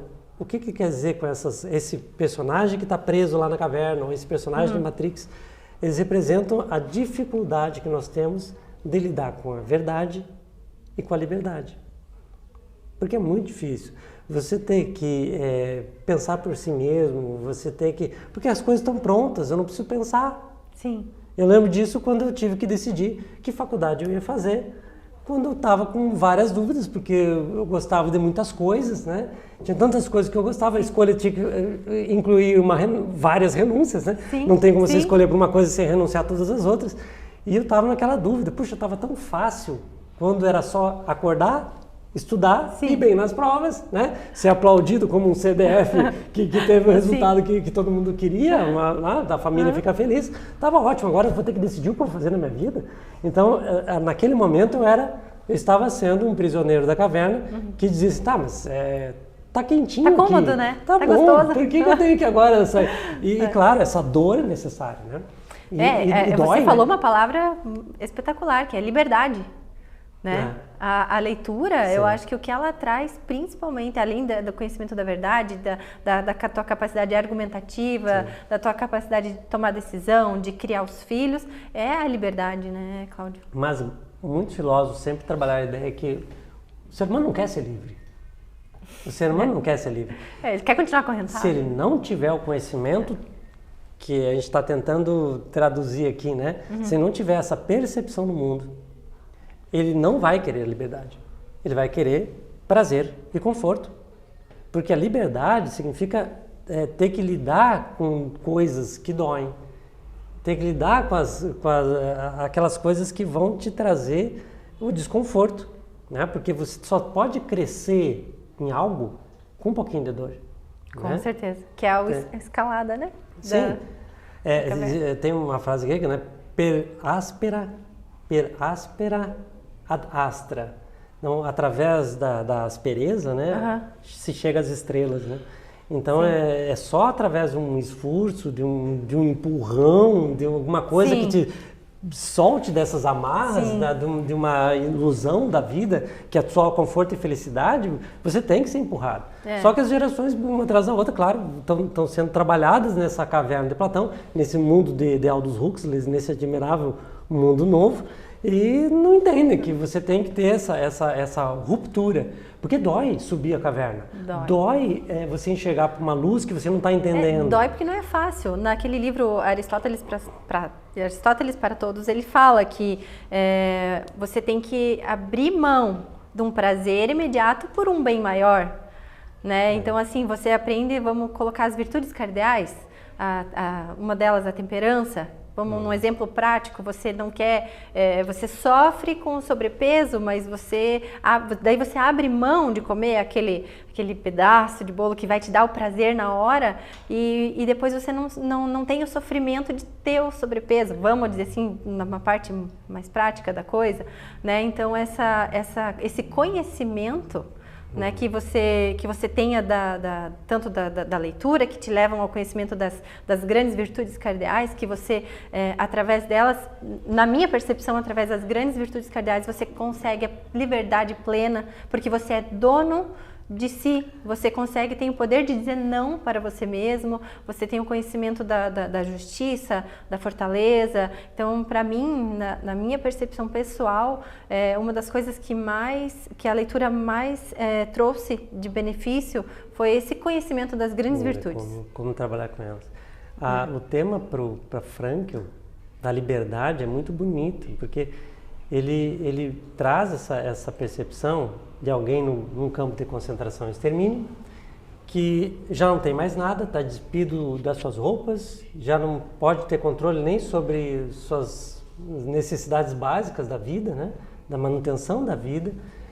E ainda assim, ele dizia, olha, por pior que fosse a situação num campo de concentração, você sempre tem uma liberdade. Quando não existe mais nada, vai existir uma liberdade. Que é como você vai reagir diante do que está acontecendo. Isso ninguém tira de você. Essa não. A forma como você percebe o que está acontecendo, do teu sofrimento, essa é tua. Essa ninguém te tira. Então, dentro dessa busca de sentido, que o Frankl traz, ele traz o conceito de liberdade justamente como que é impossível você viver a vida sem a tríade trágica, que é o sofrimento, que é a culpa e a morte.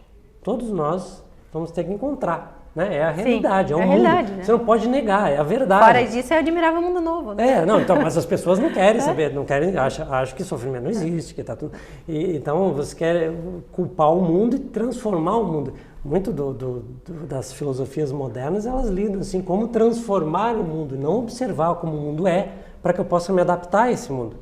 Então, as filosofias, depois do iluminismo, se você pegar qualquer desses filósofos que são ensinados hoje na filosofia moderna, eles estão, de alguma forma, tentando mudar o mundo. E aí vem as ideologias, que sempre vai dar errado, que sempre vai... Né? Mas aí essa questão de você entender que o mundo é assim, que ele sempre vai ter uma tríade trágica. A minha liberdade é como eu reajo a isso. E aí ele coloca essa ideia de você ressignificar. Então, o sacrifício, para Frankl, é uma forma de eu estou me sacrificando para algo. Então, eu consigo fazer do meu sofrimento, que às vezes não tem solução, uma doença terminal, a perda de um familiar, que não tem solução. Sim. Eu posso dar um novo significado a ele. Um exemplo, né, que ele coloca é justamente o paciente que teve uma vida inteira casado, né, e a esposa falece. E ele estava com uma depressão muito profunda quando perdeu, porque tinha uma vida muito, muito próxima, existia uma vida de um casal muito unido. E o Frankl conseguiu mostrar com essa forma de ressignificar um sacrifício, através do sacrifício, um sofrimento. Ele justamente mostrou para ele, mas qual seria a outra forma? Se não fosse, dado a vida que você viveu, uma vida feliz, que outra forma teria para não passar pelo que você está passando, o sofrimento que você está passando? Uma delas seria não ter vivido. Outra forma seria ele ter falecido antes da esposa. Mas aí você passaria todo o sofrimento que você está tendo pela perda da tua esposa para ela. Sim. Ela sofreria porque você faleceu. Então, veja, você está ressignificando. Isso é um sacrifício seu para ela, para o teu amor. Né? Sim. E aí isso faz com que a pessoa perceba que o mundo, o mundo não é da maneira que eu quero. Eu não posso mudar o mundo, mas eu posso ressignificar o meu sofrimento. Isso é o que o Frankl Isso eu acho que daí reduz muito da ansiedade das pessoas, né? Dessa vida corrida, você para enxergar, para ver, né? A questão do tempo, né? O tempo. Também, o Frankl, também, já que ele está falando do Frankl, vamos puxar para... não que seja o único que trabalha essas ideias, mas ele coloca o tempo. Existe o tempo Cronos, que é esse tempo que nos devora, como a gente estava falando. E existe aquele tempo para o grego que é o tempo Kairos. Sim. O tempo Kairos, ele é representado por um calvo, ele não tem cabelo, para trás, ele só tem um topete. Quer dizer que, porque o tempo Kairos é o tempo da oportunidade, que ela é única para você e ela passa correndo. E você tem que estar atento a cada momento. Você vive no tempo Cronos, mas você tem que estar sempre atento à vida, sempre atento à verdade, porque ela vai manifestar coisas bonitas, belas para você, só que elas vão passar rápido. Se você está só correndo quanto tempo, que nem o coelhinho da Alice, você vai ser devorado por tempo Cronos, sem poder nem ter a oportunidade dessa passada, quando o tempo Kairos vier correndo como uma oportunidade de você fazer diferença. Você não vai enxergar. Você não vai enxergar, você nem vai ver que existe. Mas se ele vier, você tem que segurar pelos cabelos quando ele está de frente, porque depois que ele passou, você não pega mais. Sim. Então, por isso que é o tempo Kairos, ele passa rápido, Sim. você não... E passa, né? Passa só que você tem que estar atento. E isso é estar atento ao presente, construindo uma história que faça sentido. Então, essa construção da história, essa narrativa, e aí esse ponto que aquele livro da imaginação educada vai falar, que a gente vive numa torre de Babel, uma confusão babélica, né? Por quê? Porque a ciência, o estudo, que quando você tem que... E a gente trabalha dentro da medicina, a gente vive essa ciência, a gente divide a célula, os órgãos, os sistemas, para poder compreender o todo, a gente precisa da particularidade do estudo. Só que quando a gente olha só as partes, tem um risco enorme de você perder a noção do todo. E você ficar aquele paradoxo do especialista. Ele é uma pessoa muito bem formada, com alta capacidade em um conhecimento, só que ele perde a noção de o quanto isso impacta em todo o resto do conhecimento do mundo. E aí você fica aquele inteligente no sentido daquela tua área, mas um burro no sentido geral da vida. Você não consegue entender absolutamente nada, você não consegue entender o porquê que você está fazendo aquilo, qual o significado daquilo. E quando a gente vive isso é não tem a base, né? Isso é um mito, que é um mito que está na Bíblia também, né? Um mito bíblico, que é o famoso Torre de Babel. Sim. O ser humano tentando chegar aos céus, ele vai receber um castigo, que é agora vocês não vão mais se entender. Eu vou tirar essa língua de vocês, que vocês se conversam entre si, e cada um vai falar uma língua. Ou seja, cada um vai viver um mundo à parte, e agora vocês vão se confundir. E o que ele fala no livro, o Northrop Frye, ele vai falar que ele faz uma pergunta, tá, mas que língua se falava antes da Torre de Babel virar essa confusão de línguas? E ele responde essa pergunta dizendo, a linguagem que se falava na época que o ser humano estava tentando ascender a posto de Deus, talvez pela ciência, talvez pela razão, né? Achando que ele poderia brincar de Deus, era uma língua, era justamente da identidade humana, da natureza humana. E essa natureza humana, ela ainda existe. É uma língua que está ali, latente. E que a gente consegue acessar essa língua que se falava antes da confusão de Babel através do silêncio, através do ócio, de você pegar um livro e fazer a leitura, por exemplo, de um texto que pega uma história que é baseada naqueles mitos que a gente está falando. Então, quando você lê uma literatura ficcional, você está acessando a natureza humana e você está voltando, através dessa leitura, para aquela linguagem que se falava antes de Babel se colocar como uma confusão. O que quer dizer isso? Que diante desse mundo que é louco hoje em dia, que cada um acha que tem a sua verdade, que cada um acha que pode ser, então a verdade tudo é relativo, esse relativismo, essa fragmentação que aconteceu na Torre de Babel, né? Todo mundo foi fragmentado, a gente pode unificar. E a unificação vai acontecer se você entender que existe uma verdade universal, que ela é eterna, e que você acessa através de algumas formas da tua cognição, daquele mundo das ideias de Platão, que você acessa através do pensamento, você acessa através da intelectualidade. E aí, então a intelectualidade é isso, é você acessar essa verdade, que ela transcende o tempo, é uma verdade transcendente, e você consegue entender a tua natureza humana. E aí o mundo faz sentido para você. Sim, e as pessoas, elas não né, eu não sou intelectual, então eu não posso ler. né? Então tem essa, não podem ter esse tipo de pensamento, né? Que é só para intelectual, a leitura é só para as pessoas intelectuais, né? Então assim cada um na sua leitura do seu dia a dia, né? Que vai interessar mais para si. Por exemplo, uma das coisas que eu leio muito é sobre a adolescência, criação, né? E uma das coisas que eu li esses dias foi da importância dos contos de fadas. Ah, sim. Para as crianças. Então, eu tento aplicar toda essas informações que a gente lê, que eu tô lendo, principalmente em relação às crianças, que está na minha fase assim, de criação, da criação da mente. Então, hoje eu, com todo esse conhecimento, eu tento passar um pouquinho para eles, para que eles já cresçam. Talvez como você tenha crescido, já uma cabeça de leitor, uma cabeça pensante, uma cabeça que raciocina. Eu tento falar para eles, leiam, leia, me explique o que você sentiu lendo esse livro, você concorda, você discorda, né? Então, e eu acho que os contos de fadas, né, para a mente da criança, eu não sabia o quanto que era importante, né, Cláudio? Esse é um ponto fundamental, porque contos de fadas, e sabe que agora tem muita gente questionando, né, você trabalhar com contos de fadas. Claro, porque você vai, imagina, chega um príncipe e enquanto a princesa está dormindo, ele vai lá e beija ela sem autorização dela, quer dizer... Isso.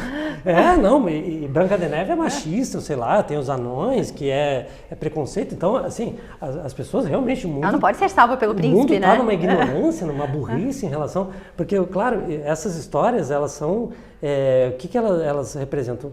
É um mito atenuado, porque se você contar os mitos gregos, tem muita...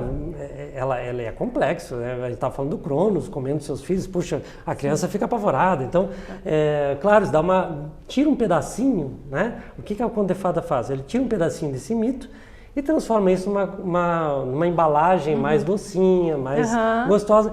Essa capa do conto de fadas, essa capa externa, a aparência, tudo mais bonita, mais colorida, é uma capa de moral, né? Existe uma moral ali. Se você não entender nada da simbologia, tá bom, você teve um conceito moral. O bem vence no final, tá tudo certo. Agora, elas carregam o mesmo núcleo mitológico. Assim como também o mito, ele transforma, ele se através do tempo, ele vai virar a nossa literatura hoje, também ela está lá no Conto de Fadas. Então, e um deles se você pegar, eu gosto muito do Pinóquio, né? O Pinóquio, ele traz...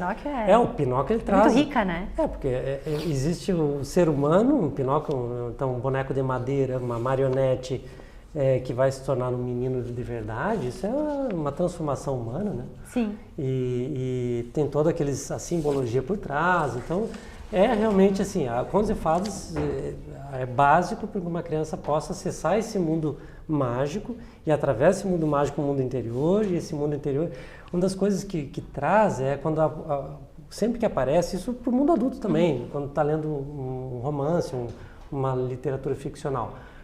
Quando acontece algo que é feio no sentido assim, agressivo, acontece uma tragédia, acontece a morte de um personagem, é uma morte atenuada pela simbologia.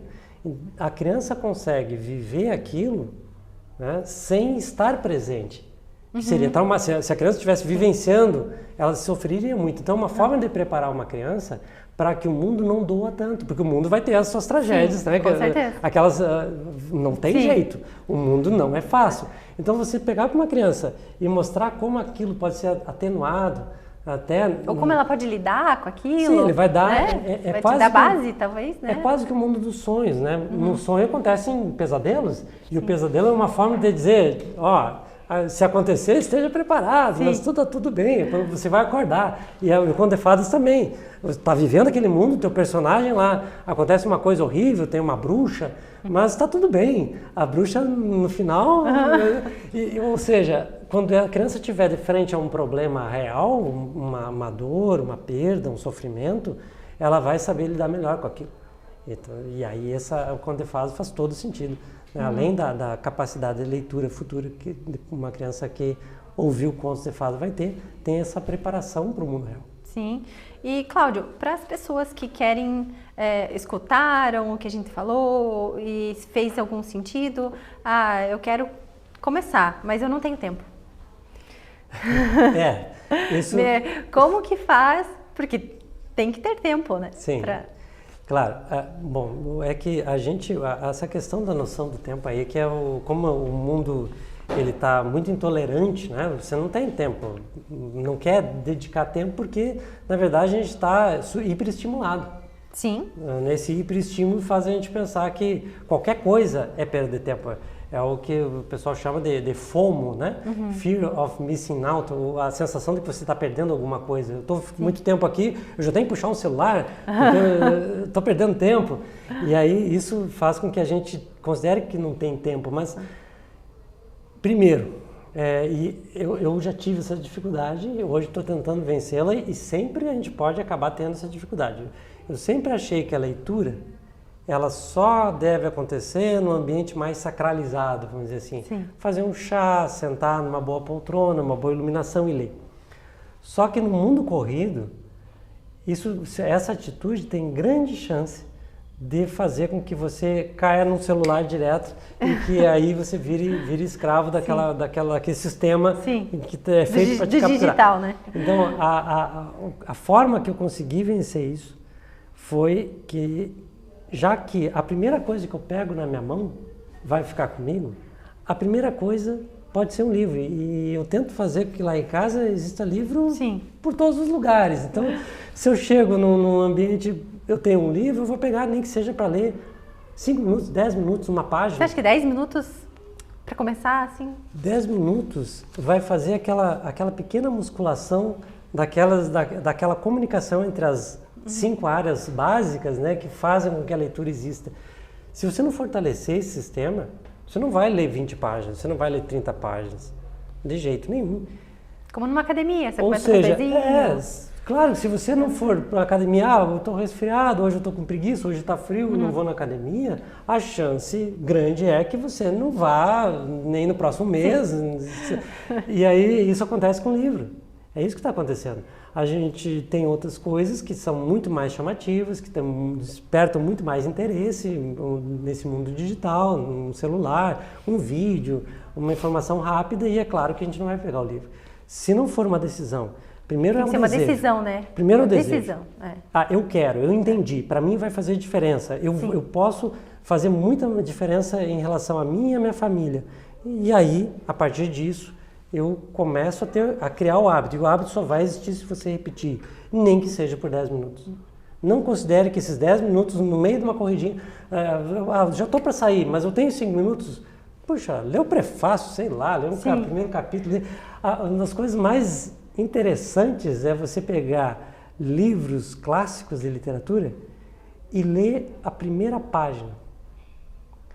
Um autor que escreve uma história de um clássico, um romance clássico, quando ele escreve a primeira página, a página de abertura da história, ele coloca ali tudo que ele consegue para que você para te chamar para o que está ali dentro. Ou seja, ali você vai ter é como num restaurante você tem aquela prato de apresentação que te atrai. Sim. Leia aquela página. Depois você vai talvez ir para o trabalho pensando no livro do Sertilanges, A Vida Intelectual, ele dá várias dicas. Várias dicas de como começar, né? Você não evitar em lugares que vão te fazer... que você não vai sair melhor do que estava. Ler sempre no mesmo horário, nem que seja um pouquinho, mas sempre no mesmo horário. Colocar ordem na sua vida, né? Aquele livro também foi, para mim, foi um dos livros que fez a diferença, né? O Sertilanges, ele conseguiu... O Sertilanges ali escreveu na década de 20 A Vida Intelectual. É uma obra-prima, é um livro pequeno, mas ele consegue jogar coisas que te estimulem, que possam te estimular para que você entenda que a vida intelectual ela tem um caminho que pode ser difícil, mas que talvez você tenha esse chamado. Então ele consegue pegar pessoas que acham que aquilo pode ser importante, pode ser que esse mundo intelectual seja importante, o Sertilanges ele te pega pela mão e te puxa com toda a força. Eles dizem, cara, isso é um chamado teu. vamos lá, desperta aí dentro e faça alguma coisa. Aí ele vai para a prática, ele consegue falar assim no dia a dia, como é que você é, como é que é a vida.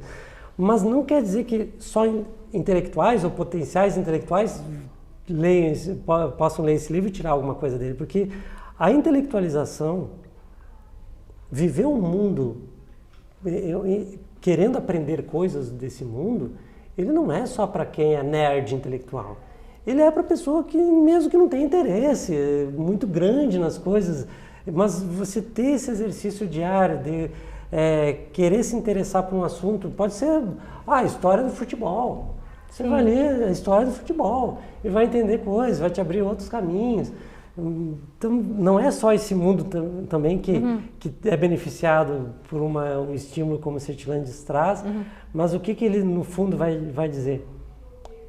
Unifique-se, né? Ou seja, entenda do mundo inteiro, mas não queira ser a pessoa que sabe de tudo, que faz a busca desse mundo das verdades, um cara que queira saber dos detalhes da vida toda, porque você vai se perder. Você vai ser a pessoa enciclopédica. E aí já liga com a história do meu avô, né? Que a gente contou lá no início. Se entendia que através de uma enciclopédia em casa, você teria acesso ao mundo. E a gente sabe, claro, a enciclopédia não é uma forma de te dar acesso ao mundo intelectual. Sim. Ele é uma forma de te dar erudição. A enciclopédia foi a primeira bolha que foi feita lá pelos iluministas, tentando passar uma ideia, olha, agora a razão vai mandar em todo mundo. Leiam isso.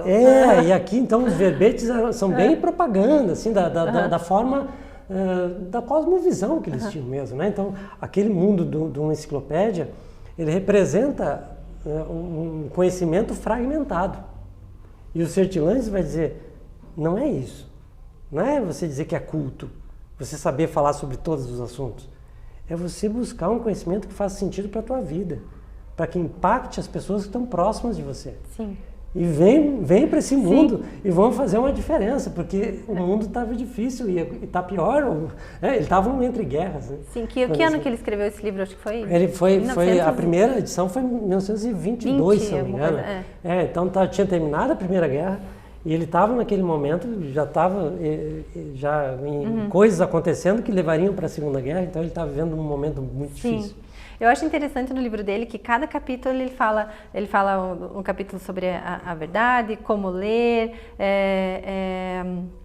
ele dá as dicas, né? O horário da manhã, ele tem um capítulo só sobre a manhã, né? Como a importância do horário da manhã, né? Então, eu tenho certeza que hoje, se ele fosse vivo, ele iria escrever um capítulo sobre o mundo digital, né? Ele ia fazer um livro de autoajuda, né? O que você acha, entrando na mente, assim, do Sertilanges, que ele falaria no capítulo dele sobre como conciliar a vida da leitura com...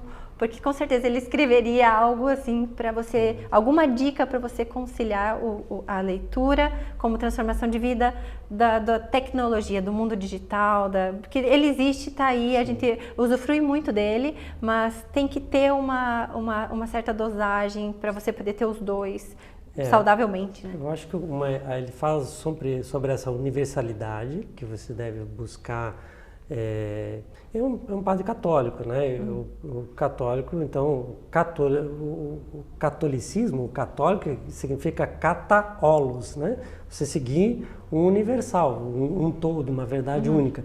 Mas independente da religiosidade, no livro ele não traz a religiosidade como a base, ele está falando tanto para os seculares, para pessoas que não são católicos, não são religiosos, e claro, ele traz para o lado também do ponto de vista da igreja, mas a questão que ele traz ali é essa de você tentar unificar o teu conhecimento no sentido de ela estar sempre articulado com a verdade.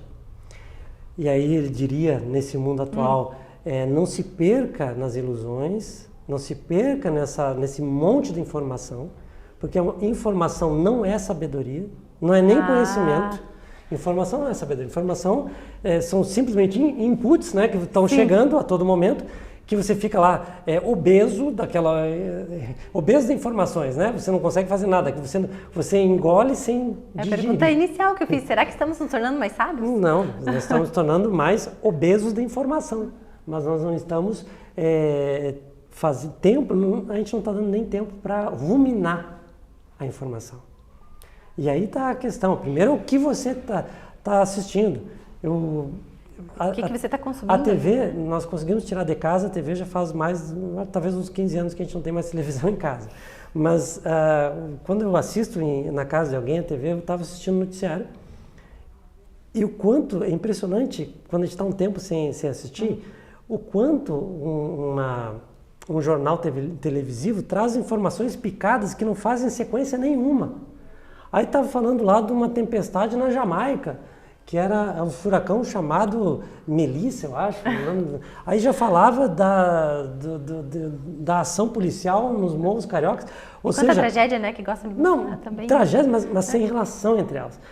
O que a gente tem que buscar para montar um conhecimento sólido é que as informações elas têm que ser interligadas para fazer um conhecimento virar sabedoria para aplicação prática. Não existe nenhum motivo de você estar cheio de informação se não for para usar essa informação na prática. Sim. Para a tua vida, para o teu dia. Aristóteles bate muito nessa tecla. Se não é na prática, não vale. Né? Sim. Não vale de nada. Você lê um livro todo cheio de verdades e... Pois é, mas a informação que a gente recebe hoje é uma informação enciclopédica, vem tudo do iluminismo para cá, que quer fazer o homem fragmentado. A gente tem que reunificar isso.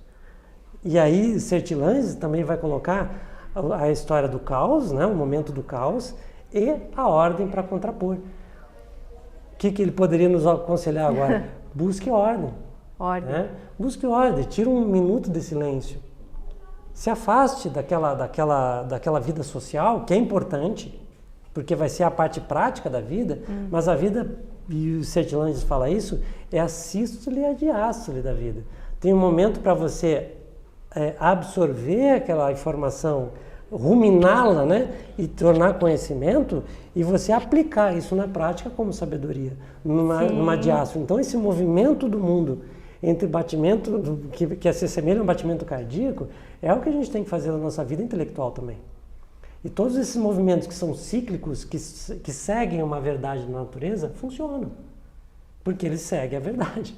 Né? Sim. Ou seja, não consuma tanto informação, busque mais estabelecer o que você quer entender da vida naquele momento, para fazer sentido, né? Então, busca uma rotina, talvez, de leitura, né? Ordem na vida, né? Coloque ordem na vida.